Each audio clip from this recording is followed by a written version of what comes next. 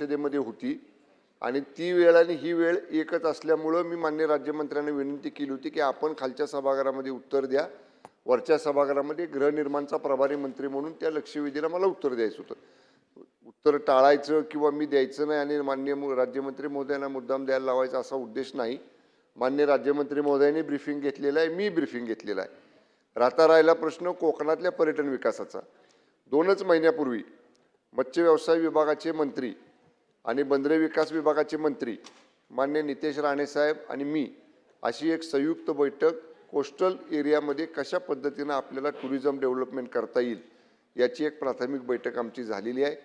त्याच्यानंतर माननीय राज्यमंत्री महोदय, मी आमच्या विभागाचे सचिव आणि डायरेक्टर टुरिझम MTDC MD अशा आमच्या विभागाची बैठक होऊन जे कोस्टल एरियामध्ये कोकणामध्ये MTDCचे रिसॉर्ट्स आहेत तिथं अधिकच्या सुविधा कशा देता येतील, ती अधिक स्टार कॅटेगरीमध्ये कशी करता येतील, त्याला कनेक्टिव्हिटीनं सार्वजनिक बांधकाम खात्याशी चर्चा करून रोड कनेक्टिव्हिटीनं अधिक कसं जोडता येईल या सगळ्या बाबतीतला कृती आराखडा तयार करण्यासाठी आम्ही या ठिकाणी विभागाला सूचना दिलेल्या आहेत।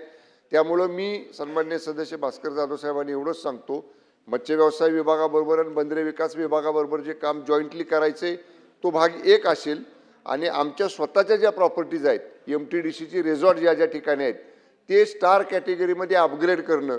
माननीय मुख्यमंत्री महोदयांनी आपल्या बजेट स्पीचमध्ये आमच्या MTDCला 50 वर्ष पूर्ण झालीत, त्यामुळं आम्ही माननीय मुख्यमंत्र्यांच्याकडे 250 कोटी रुपयाचं वेगळं पॅकेज मागितलेलं आहे।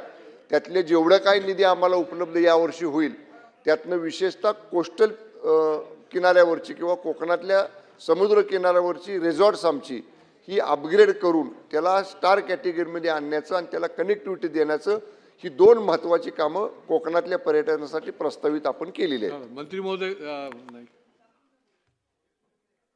मान्य सदस्यांना रस्त्यासंदर्भात जे मी बोललो ह्या प्रश्नात फक्त एकच रस्त्याचा उल्लेख आहे, मुंबई गोवा महामार्ग, त्याचं आपण उत्तर दिलेलं आहे। ज्याचे जे पॅकेज वाईज आहेत पॅकेज वाईज आपण उत्तर दिलेलं आहे की 95% फक्त ब्रिजेसचे कामं मधात राहिलेले आहेत, त्याचं उत्तर दिलेलं आहे। आपण VR रोड आणि बाकी रोड म्हटलं त्याचा उल्लेख याच्यात नाही आहे, रस्त्यांचं नाही महामार्गाचं आहे।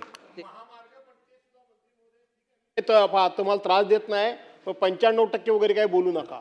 त्या रस्त्यानं आम्ही रोज येतो आणि रोज जातो, जवळजवळ 3000 माणसं मेली, 10,000 अपघात झाले।